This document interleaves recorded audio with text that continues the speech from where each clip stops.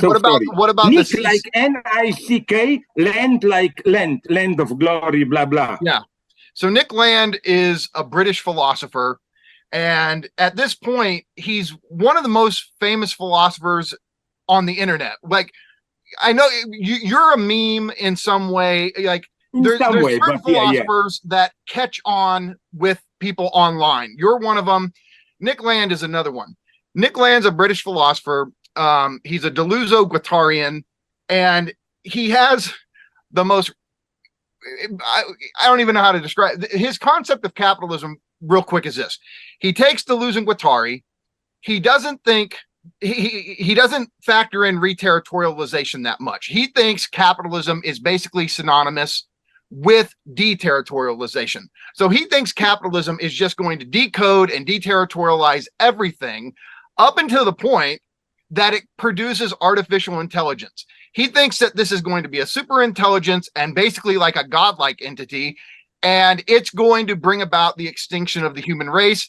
Because he's a Bataillean, he thinks somehow our death is a good thing. And so his theory of capitalism, he basically in the 90s, he was around leftists, and he was at Warwick University, and he was embraced as a kind of leftist back then. Nowadays, he'd say he never was, but he's basically the most faithful champion of capitalism I've ever seen, even maybe more so than Ayn Rand or anything. But precisely because he thinks it's going to bring about the end of humanity. And he basically got into amphetamines. He had an overdose, or he had a psychotic break. He moves to China, and now he's like the biggest proponent, spokesman for Shanghai, because he thinks actually Shanghai, or the mega city of Shanghai, is going to give rise to artificial intelligence. And that's where the singularity is going to emerge. And so he's all for China. He's all for capitalism. He ends up becoming one of the founding figures in the neo-reaction movement with Mencius Moldbug, Curtis Yarvin. So he now has this really strong following online with people on the neo-reactionary right. Yeah. And they all love him because they think he loves capitalism so much. And he does, but what they don't get is he loves it because he thinks it's going to produce a God entity that destroys all of us. And so because he's so influential, though, and here's the thing: I mean, he hates Lacan, he hates Hegel, he's all about Deleuze and Guattari, and so it's one of those things. Everybody's always been curious, though, about what you think of him, because he's having such a, he had such an impact on the neo-reaction movement. He's also considered the father of accelerationism. I know you're not a fan of accelerationism, but here's the thing. For him, acceleration means accelerating capital, turning itself into a God entity that's going to annihilate all of us. And so with all that being said, what do you think of what you just heard? I think it may sound shocking. I don't want to lose too much time, but I think it's a way too optimist theory. Really? Optimism optimism is not simply everything will turn out good, well, and so on and so on. Optimism is precisely this stance of seeing a clear line of development, and then there is some point which appear to most of us catastrophic, but for him it's a desired goal, and so on and so on. For theoretical reasons, I think that singularity in this precise sense, I've elaborated this in my book, Hegel in a Wired Brain, singularity in the sense of all of us, single individuals, becoming like collectively flowing in some kind of divine-like mind, that it simply is immanently impossible. That again, we have a wonderful example of what I was talking about before, the big other. Singularity, in the sense of godlike artificial intelligence, is the latest figure of the big other. And it's interesting that I forgot who I quote it in one of my books, that there are even some Hegelian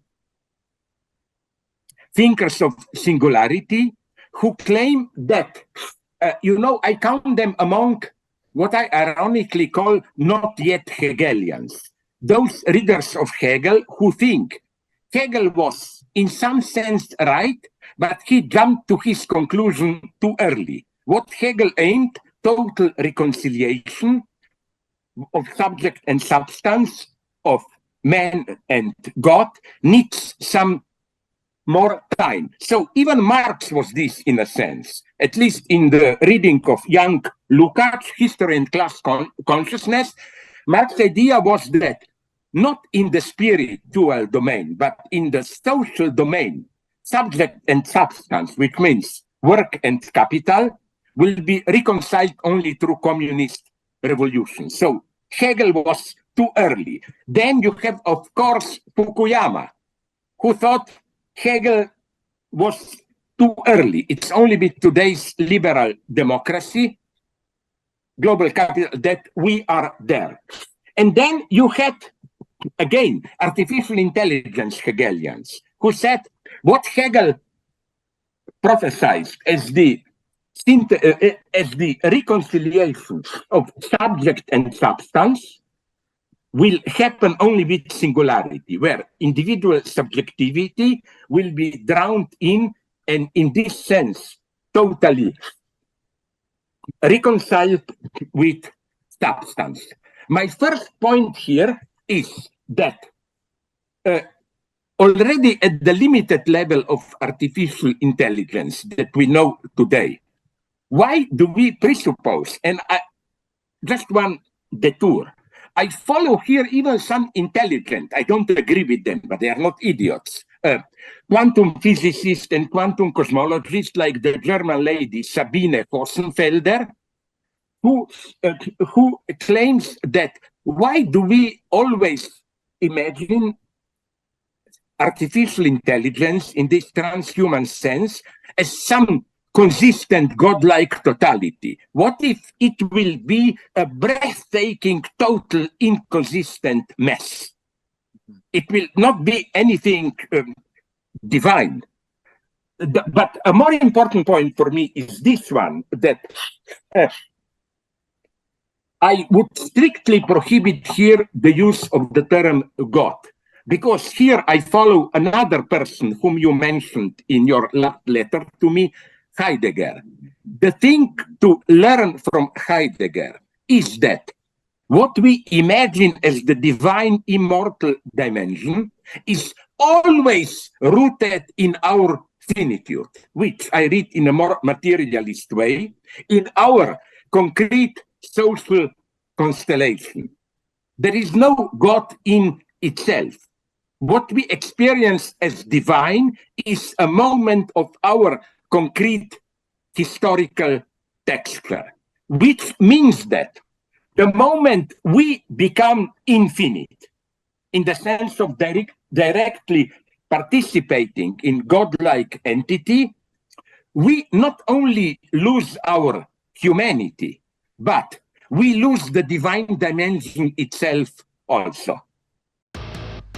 We cannot do direct revolution, but the only way to lay the foundation for it is to do what you are doing to move the underground. It's a theoretically correct title. Welcome to Theory Underground, where workers with earbuds can find genuine liberation from necessity. Research at Theory Underground focuses on what is most important for understanding our current situation: theory of the subject, capital, time-energy theory, critical media theory, CMT, and the most essential critiques necessary for understanding why the theory, ideology, and common sense of influencers left to right misses the mark. Theory Underground is a publishing house as well as lecture course and social media platform. You've been reading Underground Theory. Yes. And amazing book. I'm a publisher and an editor. I run a review of books. Literally, it's my living. This is the best edited collection I've ever read.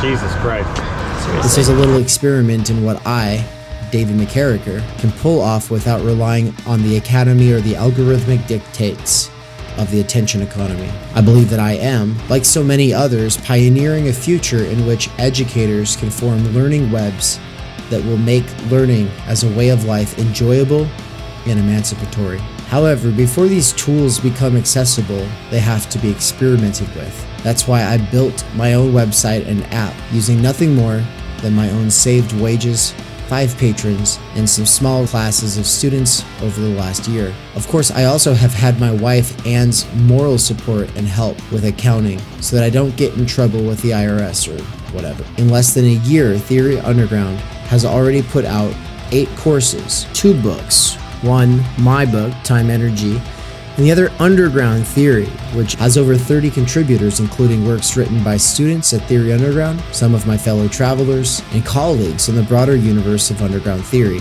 Beyond the books and courses, though, you will also find interviews, reading exegetical reaction sessions, and live weekly events for working class autodidacts, independent researchers, and renegade academics. These include a variety of clubs and cohorts that meet on a weekly or monthly basis. If you want to get involved, there are 4 main subscription levels. Think of it like a gym membership, but for your mind. The point is to make learning, practice, and theoretical comprehension a way of life. If I can triple my subscribers in the next 2 months, I can quit my gig at Amazon and focus on this work full time. All I need is a few more people at each of the levels, or a couple big-time patrons who just want to see it happen. Right now I am doing a patron and site subscriber drive, so excuse the commercial.